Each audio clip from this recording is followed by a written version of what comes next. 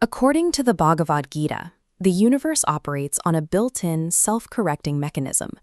Whenever the cosmic balance tips too far into chaos, a powerful divine intervention is triggered to restore order.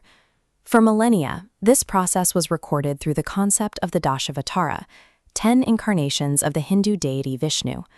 Traditionally, these are read as literal myths, featuring giant aquatic beasts and divine warriors fighting cosmic battles. Centuries later, the scientific world arrived at its own explanation for the development of life on Earth, spearheaded by Charles Darwin. When we align Darwin's timeline with these ancient texts, a striking pattern emerges. The sequence of the 10 avatars maps directly onto the biological and societal evolution of humanity, predating modern evolutionary theory by thousands of years. This alignment suggests that these ancient records served as an encoded, allegorical blueprint of human history. The evolutionary timeline begins in the water. The first avatar, Matsya, takes the form of a giant fish. Biological science confirms that single-celled organisms and early aquatic life were the starting point for all life on Earth. As life expanded toward the shorelines, the second avatar appeared as Kurma, the turtle. This matches the amphibian stage, where creatures developed the physical traits required to survive in the ocean depths as well as on dry land. The transition to fully terrestrial life is marked by the third avatar, Varaha, the boar. Here we see the emergence of land-dwelling mammals and untamed megafauna, relying entirely on instinct and brute strength to survive their environment. Then comes a crucial biological bridge. The fourth avatar, Narasimha, is depicted as a creature that is half man and half lion. It stands in for the evolutionary transition from wild beast to early hominid. But the avatar Narasimha introduces a new element to the timeline. In the ancient texts, this avatar appears specifically to destroy a tyrant who believed he was invincible. It is the exact moment the narrative steps past raw physical survival to address the concept of moral consequence. These first 4 stages established the biological hardware. With the transition from aquatic life to bipedal hominids complete, life was finally ready to support a conscious mind capable of solving complex ethical problems.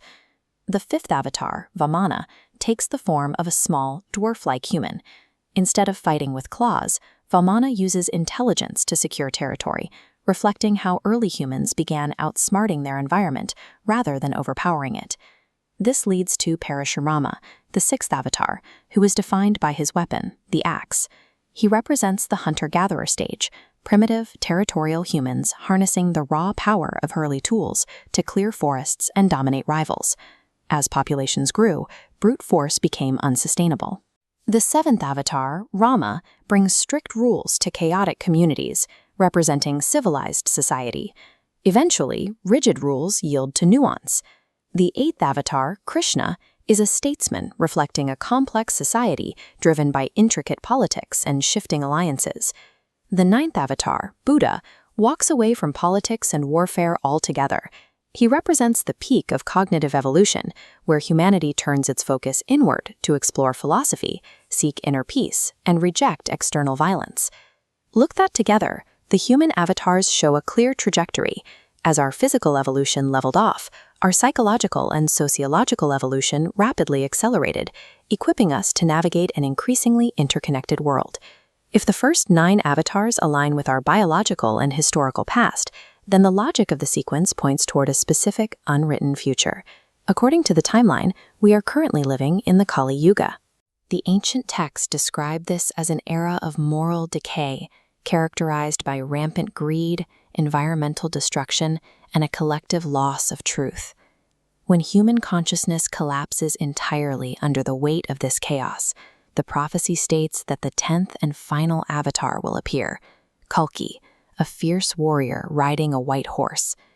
The earliest avatars intervene to protect life from physical extinction during planetary floods and geological upheavals. Kalki's purpose is different. It is a moral reset of humanity itself. The Dashavatar proposes time operates as a cycle. It suggests that when humanity inevitably reaches the end of its moral capacity, the universe will trigger a new intervention, clearing away the old world so the balance can be restored and the cycle can begin again.